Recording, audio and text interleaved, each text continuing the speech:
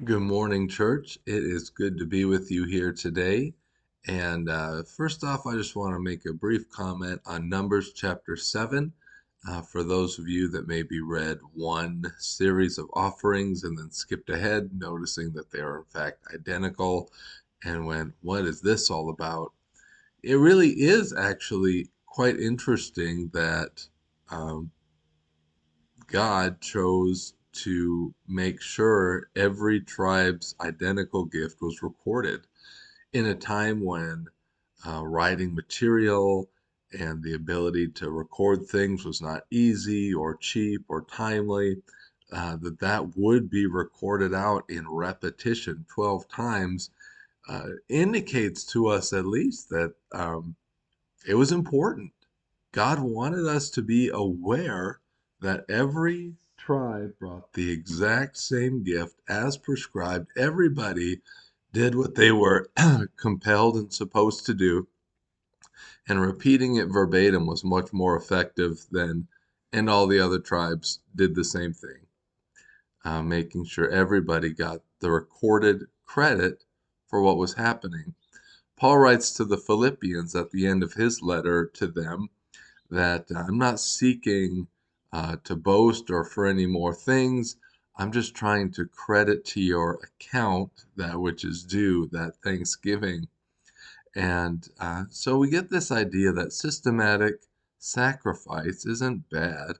Um, if someone else did it, that doesn't mean that we shouldn't also. Sometimes we get in that vein, well, oh, he did that, so I can't do the same thing. God just shows he knows what he wants us to bring. He sets it in order, and he wants us to go through with that. So even though I think I was going through my mental Rolodex, I think number 7 is the second longest chapter in the Bible, Psalm 119 being the clear front runner. If anybody can dispute that or correct that, feel free to leave a comment below and let us know. But I think it's number 2. And so anyway, that's a interesting thing to talk about. Then I also want to talk about Acts chapter 27, where Paul is now en route to see Caesar, and he's getting there through these series of stops, and they run into a problem. They hit weather.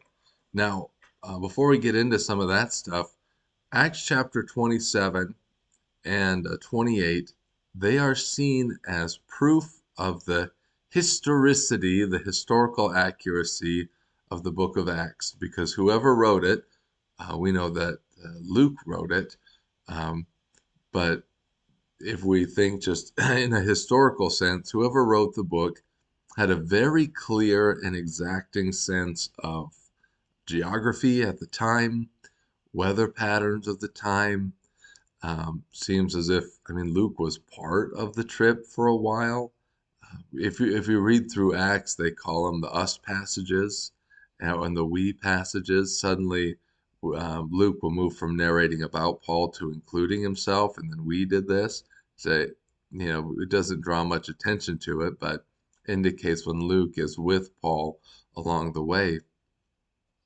And so, chapters 27 and 28, their geography, the weather patterns, even the kind of ships that were around remind us this really is a historical document.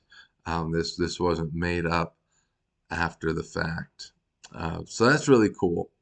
What can we learn about some of these trips and some of these journeys? What's the philosophy we can learn?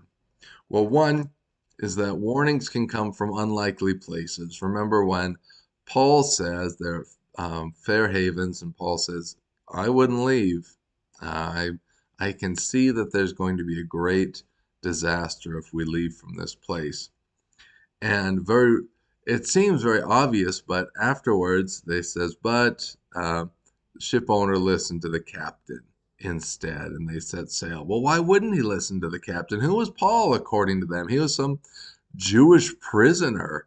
What weight did Paul's words possibly have in this scenario? But he was right. And in verse 27, or verse 21, he issues a holy, I told you so. You should have listened to me. So if you ever want a biblical reason to say I told you so, well, Paul did it, but don't do it. It's not always a good, it's not a good choice to do that. Um, but when we get a warning from somebody who it seems like maybe they have no business talking to us about a certain matter, rather than dismissing it out of hand or being upset, we should take it to God and say, is this real? Because that's what we're told to do. We're told to be discerning. We're told to test the spirits. We don't have to believe everything that we hear, even if someone comes bringing it in the name of the Lord. Um, we are to be discerning in our hearts, in our spirits. So if someone gives you a warning about something, take it to God and see if there is something to that or a lot of something to that. And then I want to remember and remind you that God will see you through even when detours arise. Paul was meant to get to Caesarea. He was meant to go see Caesar, but he hit some significant barriers along the way. It was difficult for him to get there. But Paul said, don't be afraid because I know where you need to get. Don't be afraid. I'm going to get you there. And we go through many trials in this life, and God may have given you a particular purpose and direction, and you say, I won't be afraid. God will get me through to the end. And we be like Job. But even if he slays me, still I will trust in him. He is trustworthy with our whole lives. Well, I love you, church. If you have any questions or thoughts, feel free to leave them in the comments. I'd love to hear some of your takeaways from these readings. Feel free to include some of what you've been thinking about, praying about, some of the things that you've observed in this text. I just would love to interact with you on that. And we'll talk to you soon.